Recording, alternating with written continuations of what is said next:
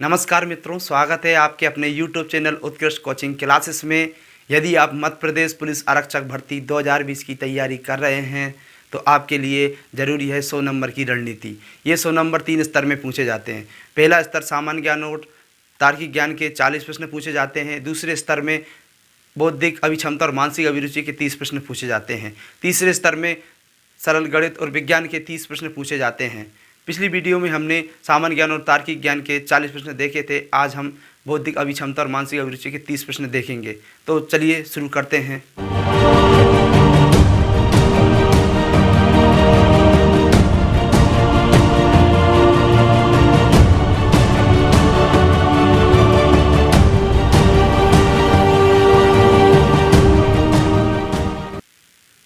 Madhya Pradesh police आरक्षक भर्ती 2017 में 19 अगस्त 2017 को जो प्रथम पाली में प्रश्न पत्र आया था, उसमें बौद्धिक अभिक्षमता और मानसिक अभिरुचि के 30 प्रश्न इस टाइप के थे। प्रश्न नंबर 1 में आपके लिए नीचे दिए गए क्रम में अगली आकृति कौन सी होगी। ये अंग्रेजी वर्णमाला क्रमानुसार जम रही है, HIJK। अब के बाद क्या आएगा? एल आएगा। अब एल सीधा आएगा या उल्टा आएगा? ये सारे जो वर्ण हैं वो उल्टे क्रम में लगे हुए हैं, तो इसका आंसर उल्टा ही आएगा, एल। प्रश्न नंबर 2, दिए गए क्रम में अगली आकृति कौन सी आएगी। ये सर्कल है, सर्कल के अंदर 8 त्रिभुज हैं और ये 2 त्रिभुज ब्लैक दिखाई दे रहे हैं आपको। ये जो ब्लैक है वो एक को छोड़कर, यानी एक को छोड़कर ये आ जाता है, फिर आगे भी एक को छोड़कर ये दूसरे पर आ जाता है। इसी तरह एक कदम आगे बढ़ता है और एक कदम पीछे हटता है, एक कदम पीछे हटता है। अब ये वाला आगे बढ़ता है, ये कदम आगे बढ़ा है तो ये कदम पीछे गया, फिर आगे आया है। अब इसके बाद कौन सी आकृति आएगी? यानी ऐसा भी कर सकते हैं अपन, इस एक को छोड़कर इस पे जा सकते हैं, इसको छोड़कर इस पे जा सकते हैं, इसके बाद ये आ सकती है आगे। यानी इसके बाद आप देख रहे हैं ये जो दिखाई दे रहा है, सिर्फ एक आगे बढ़ी है, एक आगे बढ़ी है, एक आगे बढ़ी है, एक आगे बढ़ी है। अब ये वाली भी अगली आकृति यहाँ आएगी, ये आ गई, और ये वाली ऊपर चली जाएगी, और ये वाली जो आकृति आई वो नीचे आएगी। अब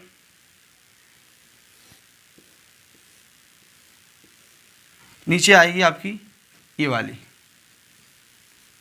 यानी इसकी जो आकृति देखेंगे ऑप्शन में आ बा, ये है नहीं, ऊपर है, ये है नहीं, ये है नहीं, ये है। इसका आंसर दा रहेगा। प्रश्न नंबर 3 में यदि निम्न 2 वर्ग अति व्याप्त होते हैं तो निम्न में से कौन सा एक विकल्प बनता है। 2 वर्ग, एक और ये दूसरा वर्ग है, ये वर्ग अति व्याप्त हो रहा है, मतलब ये वर्ग इसमें मिल जाता है आके।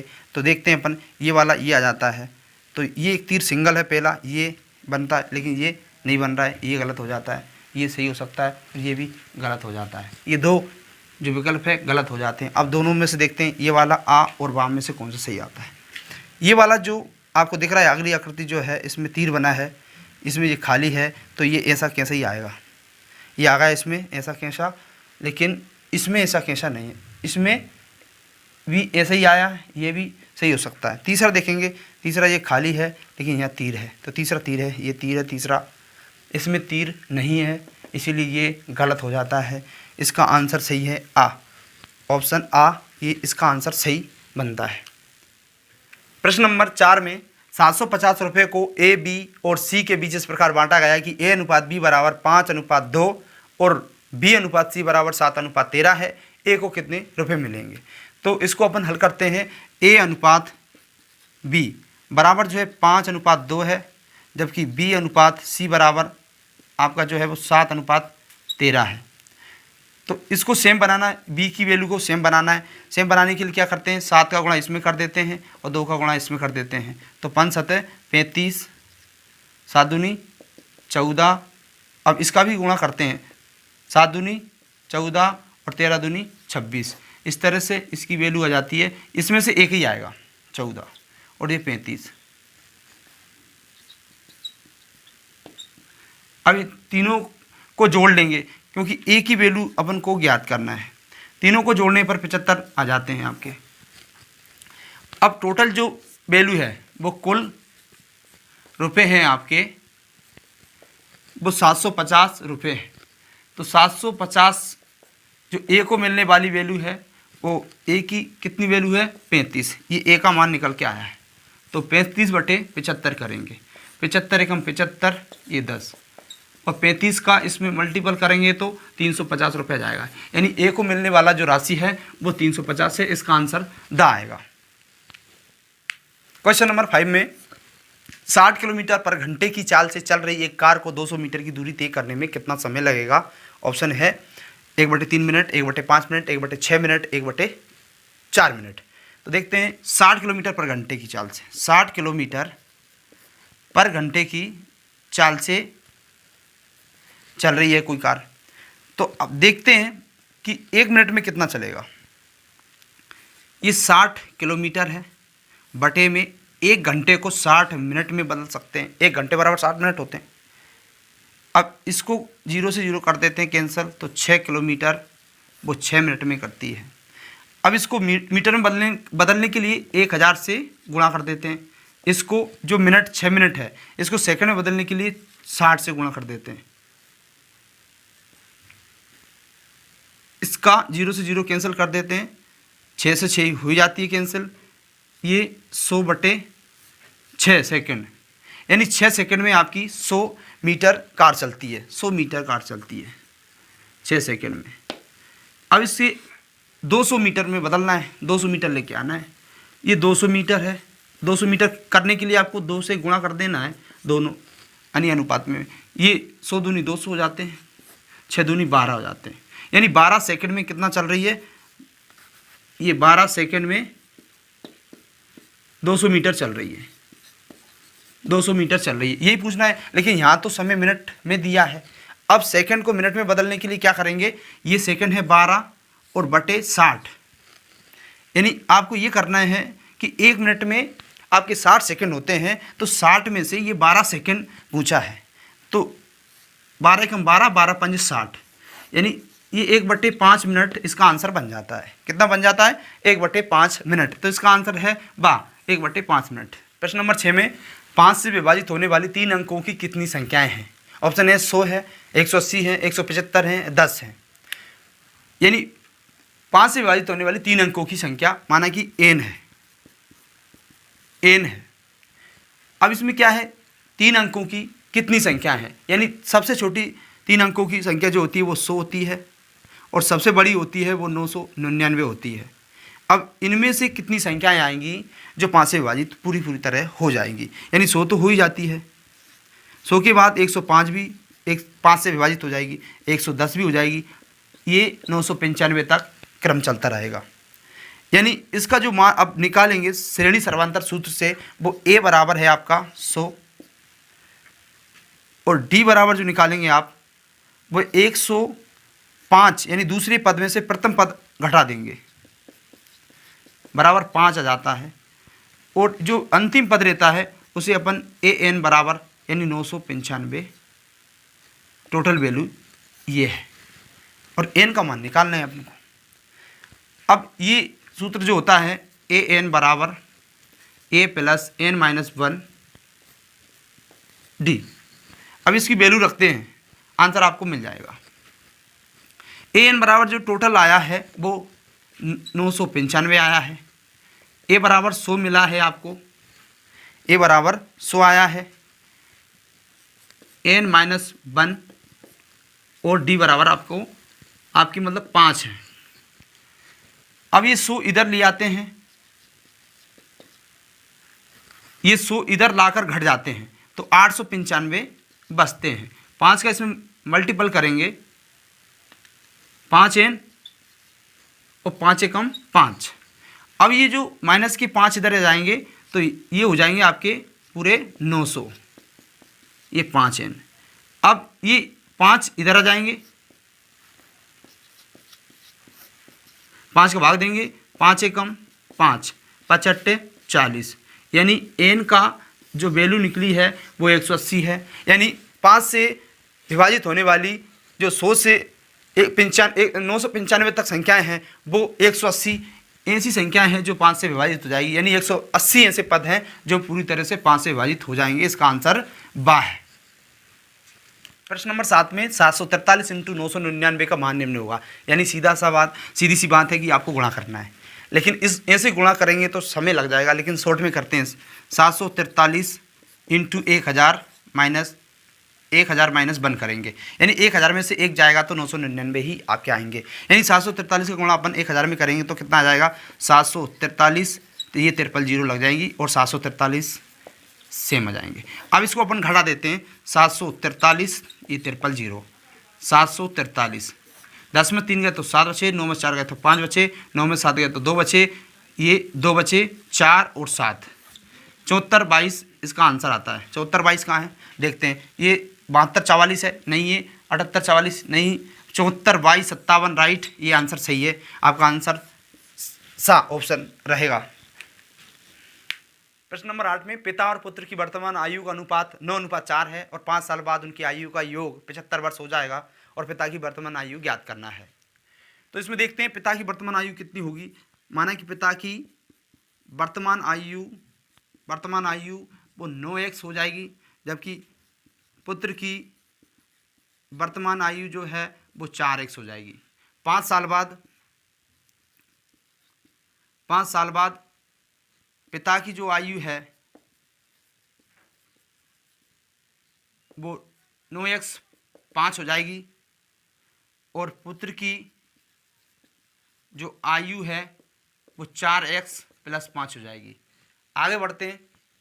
5 साल बाद उनकी आयु का योग 75 वर्ष हो जाएगा। 5 साल बाद योग करना है, 9x + 5 4x + 5 दोनों पिता और पुत्र की आयु का योग कर लेते हैं, बराबर 75 आ जाता है। अब ये जोड़ेंगे, 9 और 4 13x प्लस के 5 बराबर 75। ये 5 इधर चले जाएंगे तो 13x बराबर के आपके 75 माइनस के 5 तो कितने बचते हैं 65। अब ये 13 से काट देते, 13 पंजे 65, यानी x बराबर आपका 5 आ जाता है। यानी पिता की वर्तमान आयु ज्ञात करने के लिए आपको 9 × 5 करना है तो 45 आंसर आ जाएगा, और जबकि पुत्र का जो है वो 20 वर्ष आ जाएगा। लेकिन पूछा गया पिता की वर्तमान आयु आपकी 45 वर्ष है, यानी पिता की वर्तमान आयु 45 वर्ष है। प्रश्न नंबर 9 में कितने रुपए का 20% 400 रुपये के बराबर होगा। यानी ऑप्शन है 200 रुपये, 2000 रुपये और 8000 रुपये। लास्ट का जो है वो 800 रुपये है। तो 20% बराबर कितना होगा आपको पता ही होगा। 20% बराबर 400 है आपके। इसमें 5 का गुणा करो, इसमें 5 का गुणा करो तो कितना जाएगा। यानी 100% बराबर लेना है आपको, तो 100% बराबर 5 के 20, यानी जो आएगा 2000 रुपये आएंगे आपके। कितने आएंगे 2000 रुपया, यानी इसका आंसर आपका बा होगा। प्रश्न नंबर 10 में आपका 12 आदमियों द्वारा किसी काम को 9 दिन में पूरा किया जाता है। 12 आदमियों द्वारा किसी काम को 9 दिन में पूरा किया जाता है और 6 दिन काम करने के बाद उनके साथ 6 आदमी और जुड़ जाते हैं। मतलब 6 दिन काम करते हैं और उनके साथ फिर 6 जुड़ जाते हैं। अब काम पूरा होने में कितना दिन लगेगा या कितना समय लगेगा ये आपको देखना है। यानी 12 व्यक्तियों का जो कुल कार्य है वो 108 हो जाता है 12 व्यक्तियों का, और ये 6 दिन काम करते हैं। याद रखना 6 दिन काम करते हैं। कितना दिन 6 दिन करते हैं, तो ये 6 दिन करेंगे तो कितना ये काम हो जाता है। अब ये छोड़ देते हैं, 6 दिन करने के बाद छोड़ देते हैं। ये 6 दिन काम करने के बाद छोड़ देते हैं तो कितना बच जाता है, ये 36 बच जाता है। अब शेष कार्य को कितने लोग काम करेंगे उसमें बोला गया 6 दिन काम करने के बाद उनके साथ 6 और आदमी जुड़ जाते हैं। यानी ये पहले 12 थे, अब 6 और जुड़ गए साथ में, तो ये कितने हो गए 18 हो गए। यानी अब 18 व्यक्ति हो गए हैं। 18 व्यक्ति ये 36 यूनिट को कितने, मतलब ये 36 जो काम है वो कितना दिन में करेंगे पूरा। तो ये 18 व्यक्ति का अपन भाग दे देते थे, इसमें 18 व्यक्तियों का भाग दे देते, 18 दूनी 36, यानी ये 2 डेज आ जाएंगे। यानी जो शेष काम है वो 2 दिन में पूरा कर लेंगे। इसका आंसर ये है कि अब काम पूरा होने में कितना समय लगेगा, तो वो 2 दिन में पूरा कर लेंगे। इसका आंसर बा है, ऑप्शन नंबर 2। प्रश्न नंबर 11 में यदि कुछ रुपयों को ABC में 5:7:6 के अनुपात में बांटा जाता है। यदि बी को सी से 4500 रुपये अधिक प्राप्त होते हैं तो सी को कितने रुपए मिलेंगे? ऑप्शन 30,000, 25,000, 27,000, 23,000। तो मानते हैं कि ए को कितना अनुपात मिला है, मतलब ए को कितना हिस्सा मिलता है, वो 5 मिलता है, और बी को कितना मिलता है, 7 मिलता है, सी को कितना मिलता है, ये 6 मिलता है। तो ये 1 से लगा देते हैं इनमें कि इतना हिस्सा मिल जाता है। अब क्या कहता है, यदि बी को सी से 4500 रुपये अधिक मिलते हैं, प्रश्नानुसार जैसे कि दे रखा है बी को सी से कितने मिलते हैं, अधिक 4500 रुपये अधिक मिलते हैं, यानी बी और सी का जो गैप है वो 4500 रुपये का होना चाहिए। ये देखते हैं 7x किसका है, बी की है, माइनस करेंगे 6x, उसमें से अपन बी की वैल्यू घटा देते हैं और जो है बराबर 4500 है, 4500 रुपये हैं। अब इसकी जो वैल्यू निकलेगी वो है x बराबर 4500 रुपये। अब क्या बोला है, सी को कितने रुपए मिलेंगे। अब तीनों की वैल्यू फाइंड कर सकते हैं। सी को कितना मिलेगा, सी को मिलेगा ये 6 × 4500 करेंगे, 5 का 30, 6 चौक 24 और 3 27, यानी आपके जो रुपए निकल के आते हैं वो 27,000 रुपये निकल के आते हैं, यानी सी को जो मिलेगी वो राशि वो 27,000 रुपये मिलेगी। प्रश्न नंबर 12, ए बी से 2 साल बड़ा है जो कि सी की आयु का दुगना है। यदि ए, बी और सी तीनों की कुल आयु 27 वर्ष है तो ए की आयु कितनी होगी या है। तो देखते हैं अपन, यानी सी की आयु x मान लेते हैं, x वर्ष। ए बी से 2 साल बड़ा है जो कि सी की आयु का दुगना है, बी जो है वो 2x है, इसका दुगना है, और ए की आयु क्या है, ए बी से 2 साल बड़ा, बी से 2 साल बड़ा है, ये 2 साल अपन बड़ा कर देते हैं। तो प्रश्नानुसार क्या होता है, प्रश्नानुसार यदि ए, बी और सी तीनों की कुल आयु 27 वर्ष है, यानी ए प्लस बी प्लस सी बराबर तीनों की आयु को अपन को ऐड करना है, x plus 2x plus 2x plus 2, ये ऐड करेंगे और इक्वल 27, यानी a प्लस बी प्लस सी बराबर x plus 2x plus 2x plus 2 बराबर 27 है। इन्हें ऐड किया तो आपके आ गए 5 और ये 2 इधर चले जाएंगे तो ये आ गए आपके 25, तो x बराबर 25/5, ये 5 से भाग चला जाता है 25 में तो 5 आ जाता है, यानी x बराबर कितना आ जाता है 5। तो c की वैल्यू जो आती है 5 आती है, b की जो आती है 10 वर्ष आती है, यानी 2 × 5 करेंगे तो 10 वर्ष आ जाएगी।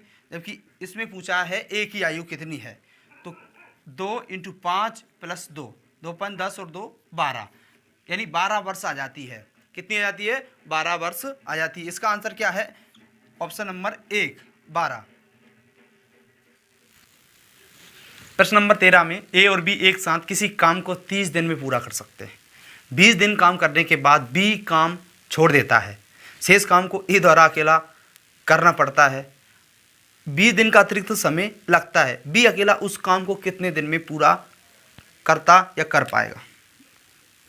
ऑप्शन है 60 दिन में करेगा, 50 दिन, 54 दिन, 48 दिन। तो ए और बी का जो काम है वो कितना है, 1/30 है, 1/30 है।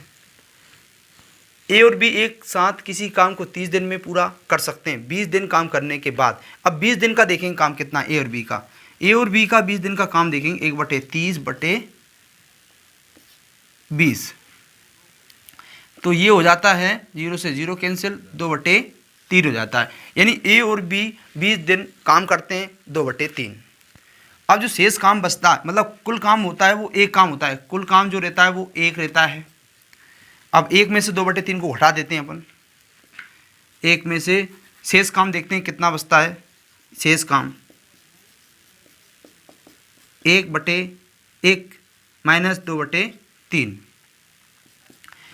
इसको करने पर 1/3 प्राप्त हो जाता है आपको। 3 एकम 3, 3 में से 2 गए तो 1 बचेगा और 3 अपन में आ जाएगा 3।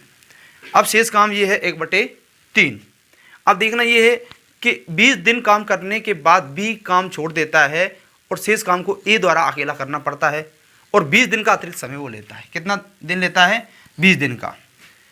तो ए द्वारा अतिरिक्त, ए अकेले द्वारा, मतलब ए द्वारा जो 20 दिन का अतिरिक्त समय लेता है, इसका मतलब ये होता है शेष काम को 1/3 में करता है।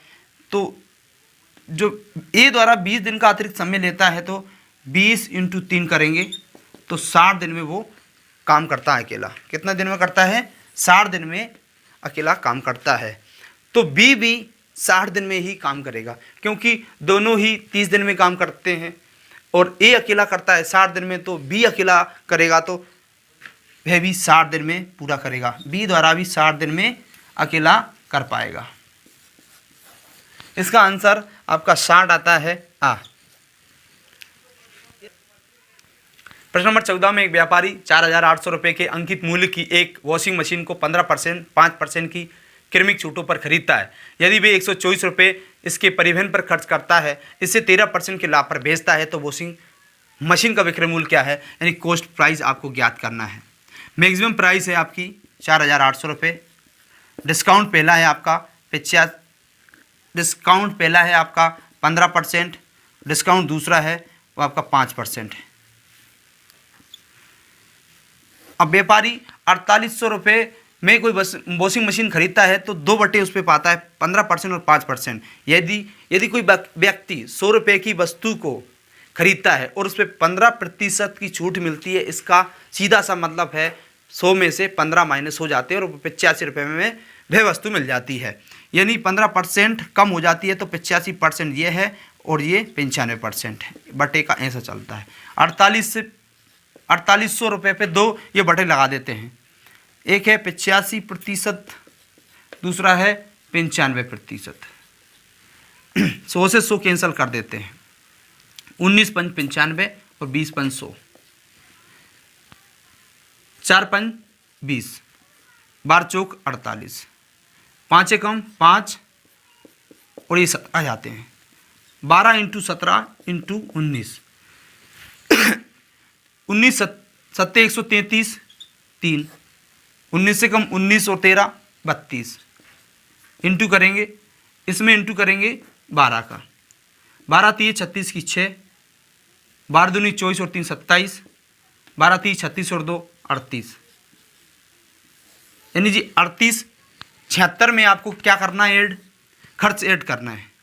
38 76 में आपको ऐड करना है 124 रुपये जो परिवहन खर्च है।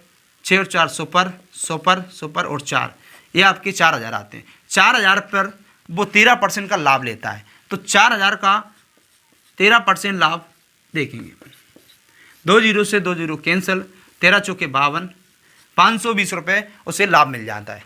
तो विक्रय मूल्य जो है वो क्या आएगा आपका? विक्रय मूल्य आएगा आपका, कॉस्ट प्राइस आएगी आपकी 4,000 प्लस 520, तो बराबर आ जाएंगे आपके 4,520। इसका आंसर 4,520 रहेगा, यानी ऑप्शन 12 रहेगा आंसर।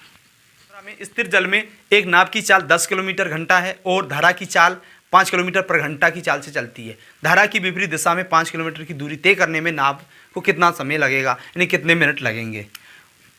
स्थिर जल की बात करें, स्थिर जल की चाल जो है वो 10 किलोमीटर है और धारा की चाल जो है, धारा की चाल आपकी 5 किलोमीटर है और जो दूरी है वो आपकी 5 किलोमीटर तय करना है। आपका चाल बराबर दूरी बटे समय होता है। तो चाल है आपकी 10 किलोमीटर प्लस 5 किलोमीटर, दूरी आपकी 5 किलोमीटर और समय आपको ज्ञात करना है।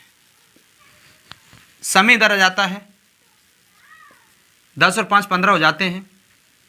ये 5 किलोमीटर बटे 15 किलोमीटर, किलोमीटर से किलोमीटर, तो 5 एक कम 5 5 दिए 15, ये घंटे जाते हैं। 1/3 घंटे, यानी ये 3 घंटे आते हैं। 1/3 घंटे, इसका मतलब ये होता है कि 20 मिनट समय लगा या 30 मिनट। अब इसको मिनट में बदलने के लिए क्या करेंगे? 1/3 घंटे को 60 का गुणा कर देंगे इसमें, 3 दूनी 6, यानी 20 मिनट इसका आंसर आता है। यानी इसका आंसर क्या आता है? 20 मिनट आता है। ऑप्शन आ इसका सही जवाब है। प्रश्न नंबर 16, दो व्यक्तियों की आयु का अंतर 2 वर्ष है। यदि उनकी आयु का योग 144 के वर्ग मूल के बराबर है तो दोनों में बड़े वाले की आयु ज्ञात करना। माना कि दो व्यक्ति एक्स और वाई हैं, एक्स और वाई हैं, तो इन दोनों का जो अंतर है वो कितना है? 2 वर्ष का है। एक्स माइनस वाई बराबर कितना अंतर है? ये समीकरण 1 बनता है, यानी एक्स माइनस वाई बराबर 2। ये दो व्यक्तियों के बीच का अंतर आता है। यदि उनकी आयु का योग 144 है और जोड़ेंगे तो क्या आएगा? 144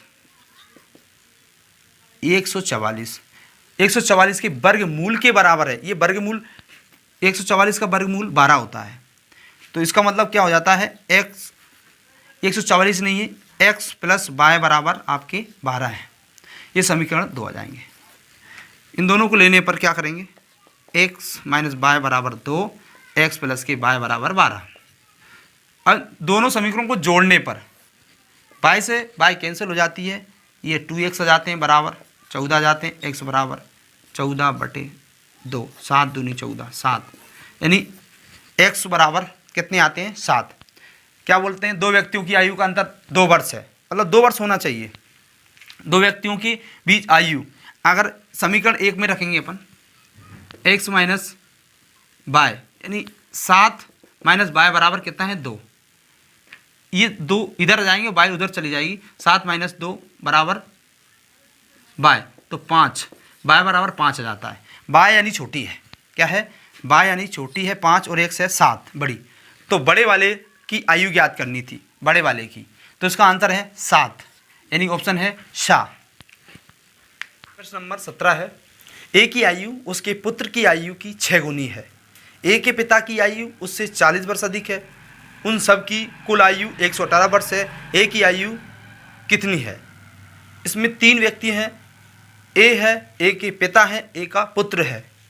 तो ए की आयु उसके पुत्र की आयु की 6 गुनी है। पुत्र की आयु मानते हैं, पुत्र की आयु है 6 वर्ष, x वर्ष मानते हैं, और ए की आयु मानते हैं, ए की आयु 6x मान लेते हैं। ए की पिता की आयु 6x प्लस कितना? 40 वर्ष अधिक है, तो 40 वर्ष अधिक मान लेते हैं। तो ए के पिता की आयु उससे 40 वर्ष से अधिक है। तो प्रश्नानुसार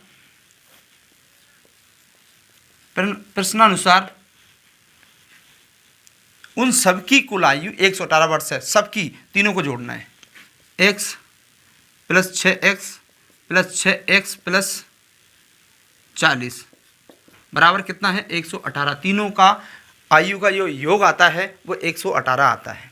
तीनों को जोड़ेंगे, 13x प्लस 40 बराबर 118। 40 माइनस कर देंगे, 13x बराबर 118 माइनस 40, तो माइनस करेंगे कितना आ जाएगा जी?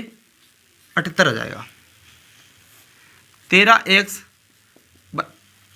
x बराबर 78/13, 13 से 78 काटेंगे तो 13 छंग 78 आ जाता है। तो x बराबर कितना आता है? 6। तो पुत्र की आयु कितनी हो जाएगी?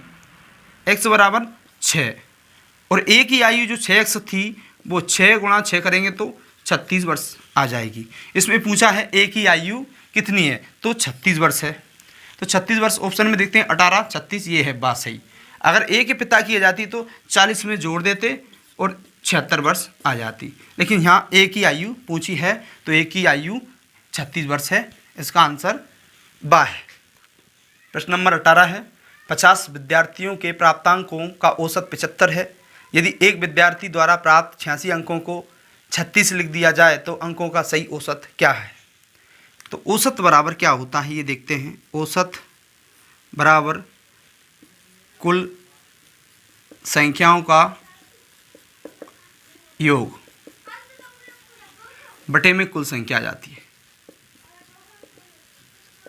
इस पृष्ठभूमि देखते हैं, 50 विद्यार्थी यानी कुल विद्यार्थी हैं अपने कुल विद्यार्थी की जो संख्या है वो 50 है, औसत कितनी है 75 है। तो कुल देखेंगे इसमें 75 इंटू 50, 55 25, 5 7 35 और 237 और 1 0, यानी 3750 कुल आ जाता है। अब इसकी औसत देखेंगे, ये कुल संख्याओं का योग, कुल संख्याओं का योग देखेंगे, ये 3750 है, 86 अंकों को 36 लिख देता है, तो ये प्लस 86 आ जाएंगे, माइनस 36 आ जाएंगे, बटे में कुल संख्या आ जाएगी आपकी 50 आ जाएगी। इसे जोड़ेंगे तो कितना आता है 3750, 86 में से 36 गए तो कितने बचे आपके 50, बटे में 50 आता है। बराबर करेंगे 3750 प्लस 50 करेंगे तो कितना हो जाएगा 3800, बटे में 50, 0 से 0 कैंसिल, 5 7 35 और 5 6 30, यानी जो नई संख्या निकल के आई है वो 76 निकल के आई है, यानी ये नई औसत होगी आपकी 76, यानी इसका आंसर जो बनेगा वो 76 बनेगा, यानी ऑप्शन नंबर वाह है। प्रश्न नंबर 19 है, 15 लोगों के एक समूह में लोगों की औसत आयु 45 वर्ष है। 2 व्यक्तियों के निकल जाने पर औसत 5 वर्ष बढ़ जाता है। निकलने वाले दोनों व्यक्तियों की औसत आयु कितनी थी? नहीं, औसत आयु मानते हैं कि औसत आयु वह 100 वर्ष थी। अब औसत बराबर कितना होता है ये जान लेते हैं। औसत बराबर कुल संख्याओं का योग, यानी ऐड करेंगे कुल संख्याओं का, और यहाँ पर कुल संख्या आ जाती है, कुल संख्या आ जाती है। अब ये देखते हैं 15 लोगों, यानी कुल लोग कितने हैं यहाँ पर, कुल लोग कितने हैं आपके 15 हैं, और औसत कितनी है पहले वाले की, औसत है आपकी 45 वर्ष। तो कुल वर्ष देखते हैं अपन, कुल वर्ष देखते हैं 45 इंटू 15, 15 5 75 की 5 हासिल 7, 15 चौक 60 और 67, ये 67 हो जाते हैं, 67 वर्ष आ जाते हैं।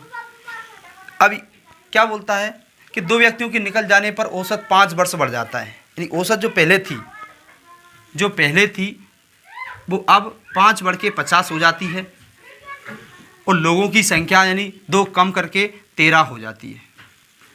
अब ये औसत देखेंगे, यानी औसत बराबर क्या होता है, ये औसत बराबर ये देखेंगे कुल संख्याओं का योग देखेंगे 675, 2 लोग कम हुए तो 2 लोग कर देंगे कम, कुल संख्या 15 से घटकर कितनी आ जाएगी 13 आ जाएगी, और जो औसत है वो 50 वर्ष है।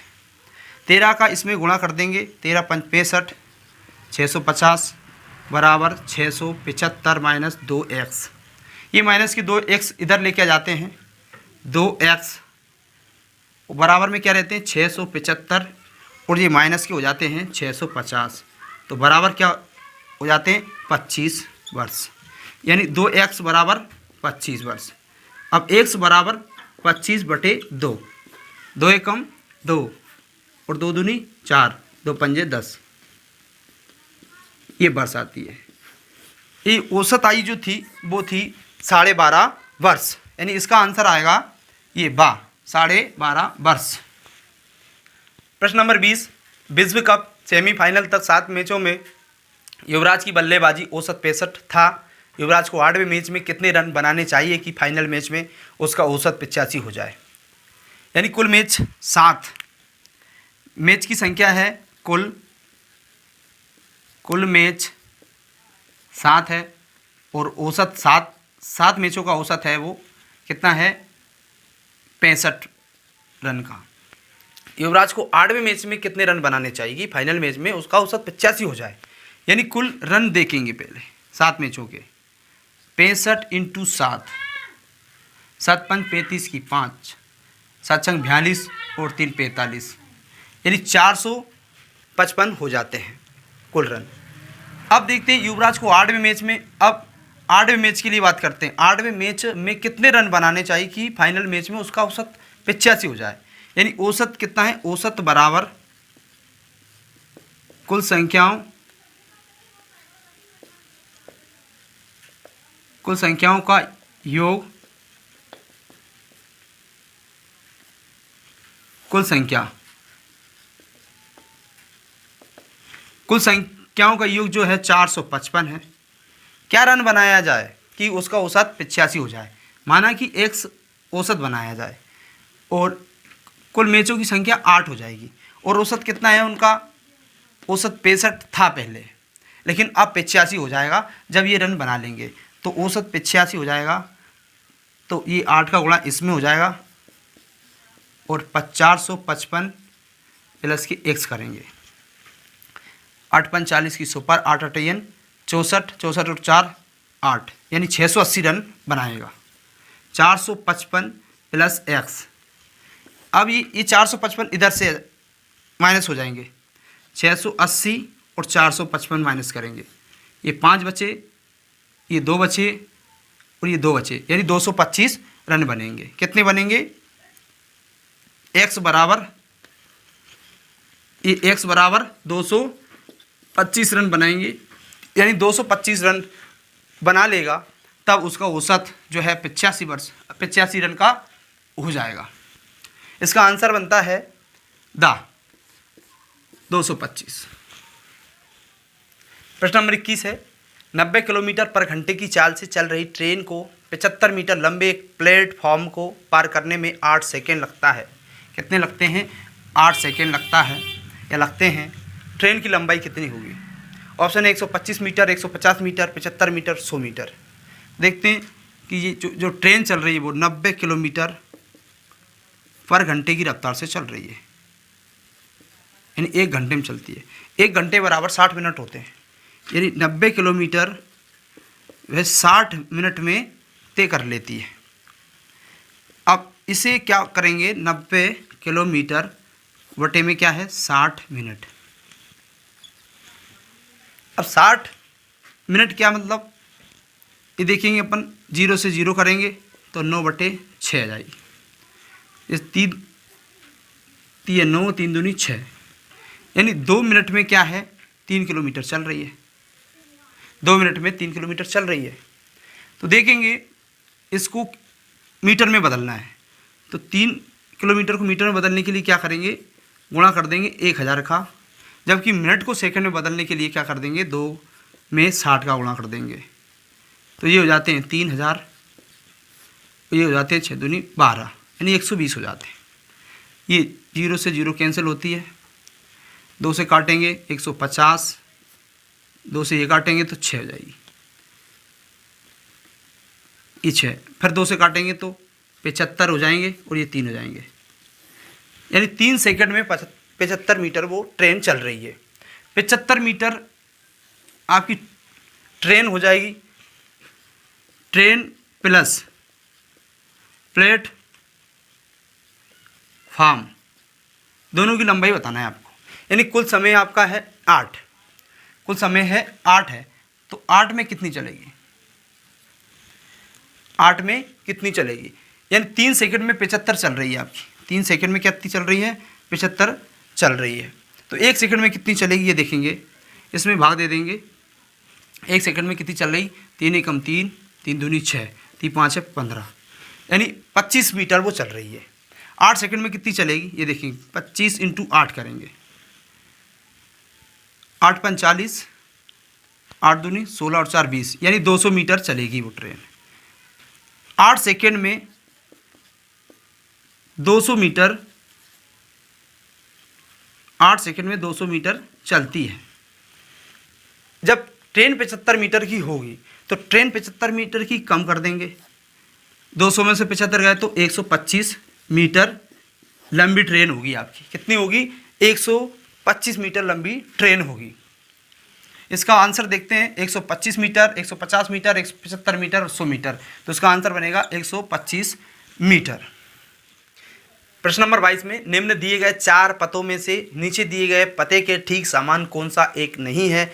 4 हैं आपके, पहला, दूसरा, तीसरा और ये चौथा। मैच करना है।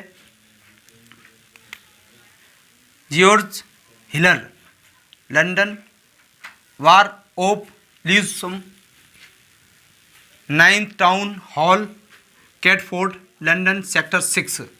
ये पता ठीक से करना है, सब में सेम मिल रही है ये वाली, तो GEORGE इसमें भी GEORGE मिल रही, इसमें भी मिल रहा है सेम GEORGE, जबकि इसमें भी है GEORGE।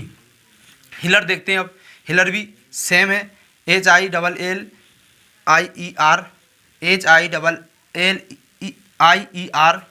जबकि इसमें भी HILLIER है, इसमें भी सेम है।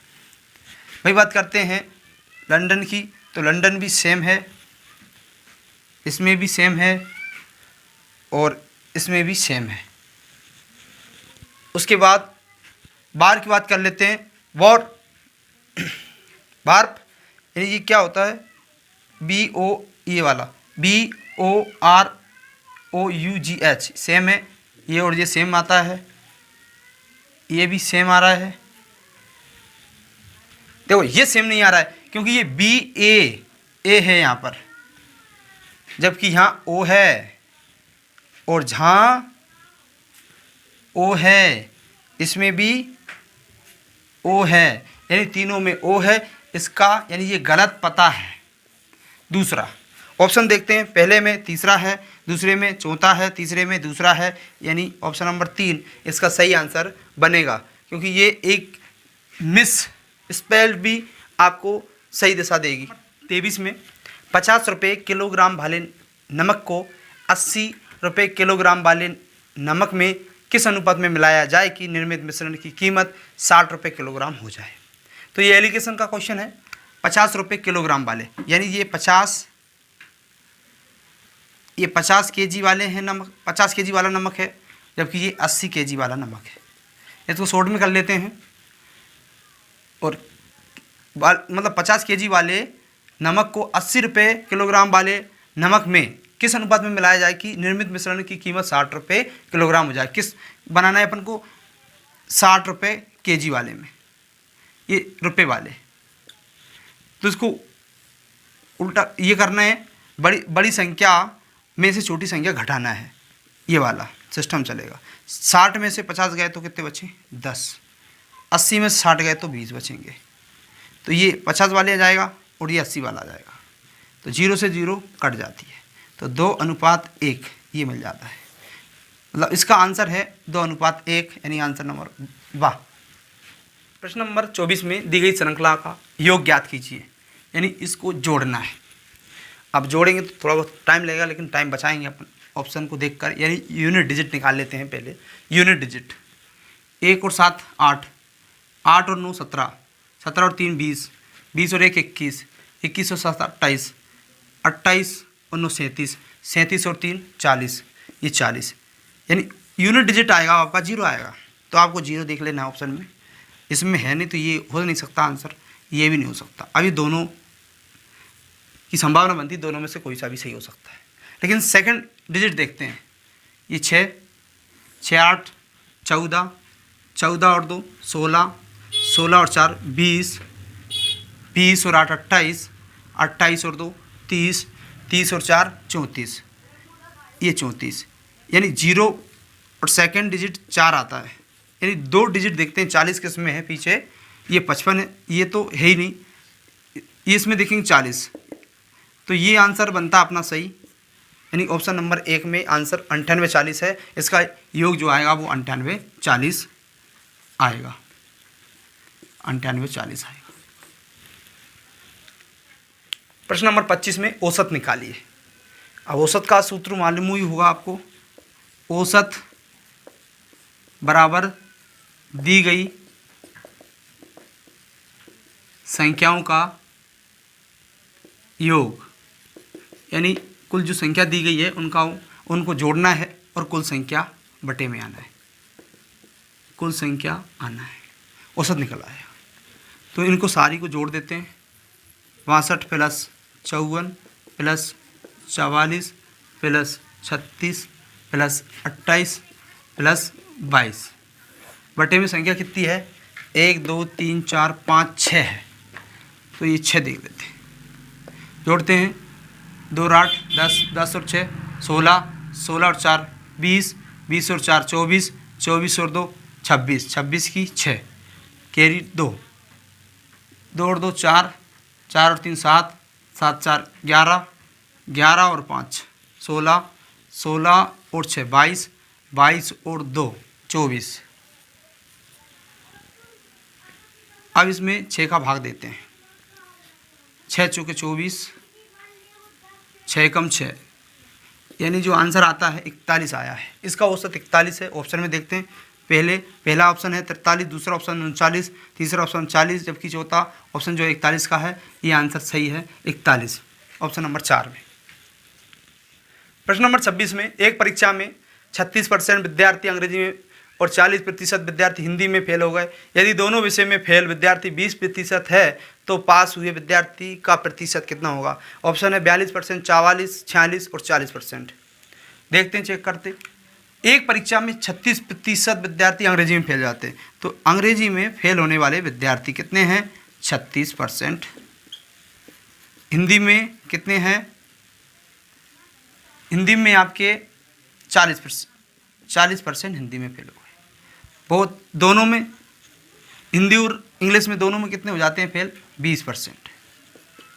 यानी पास वाले का वो परसेंट देखना है कितना हुआ। पास वालों को 100 मान के चलना है। कितना पास वाले का परसेंट ज्ञात करना है आपको।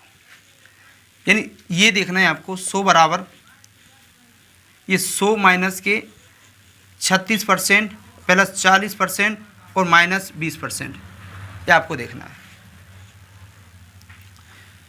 अब ये कितने हो जाते हैं? इसका गुणा और माइनस का गुणा करेंगे, कोष्टक खोलेंगे, कितना आ जाएगा? 100 माइनस 36 प्लस 40 माइनस 20, तो 20 इसमें से कट जाते हैं, 20 बच गए।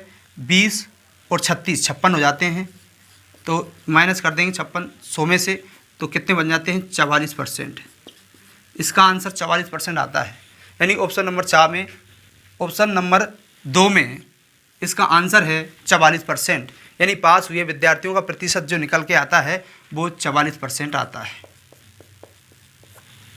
प्रश्न नंबर 25 में, एक त्रिभुज का क्षेत्रफल 150 मीटर स्क्वायर, इसके आधार और ऊंचाई का अनुपात 3:4 है। इसके आधार की ऊंचाई या आधार की लंबाई ज्ञात करना है।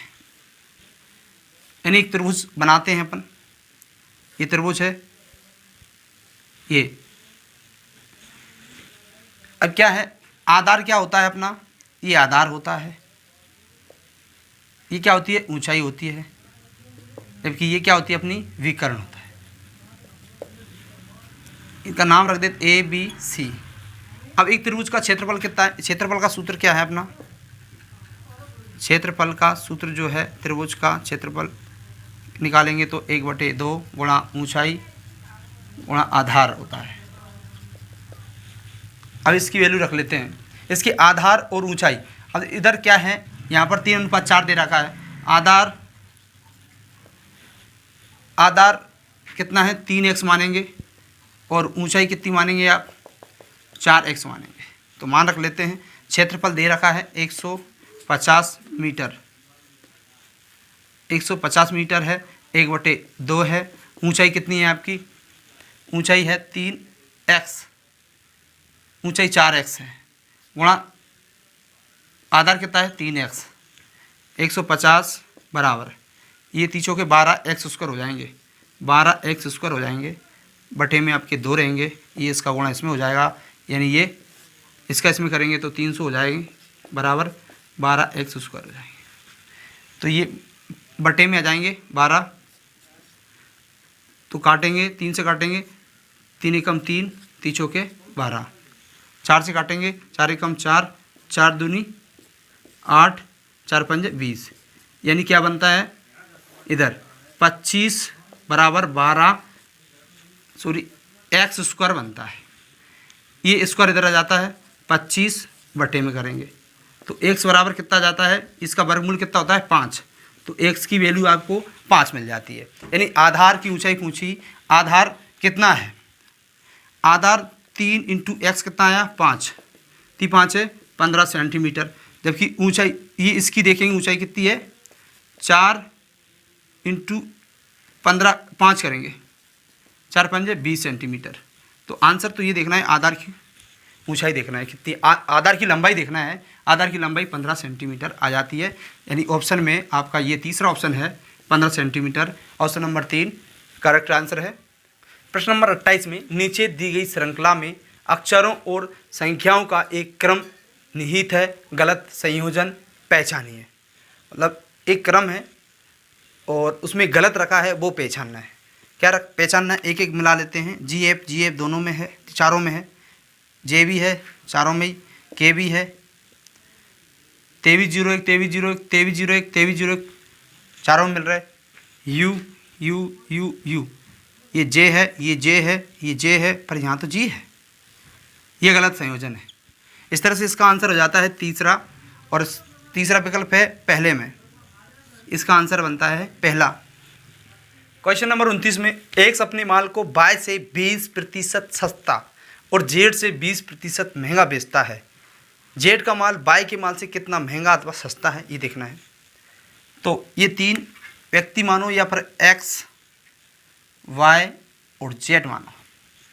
एक्स अपने माल को बाय से 20% सस्ता बेचता है।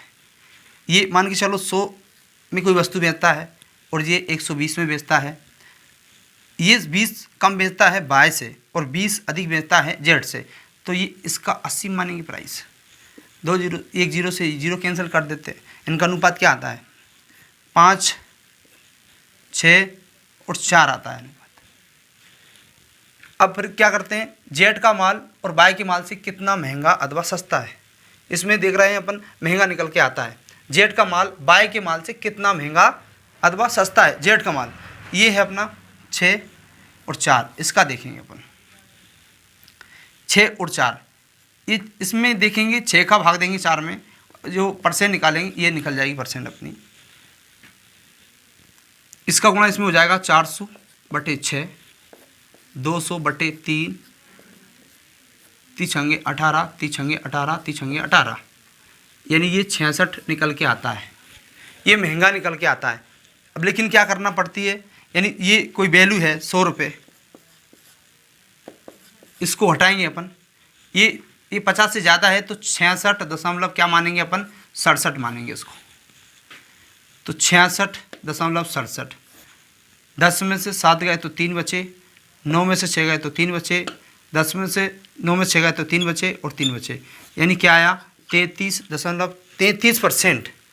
जेड का माल बाय के माल से कितना महंगा अथवा सस्ता है। तो जेड का जो माल है बाय के माल से कितना है?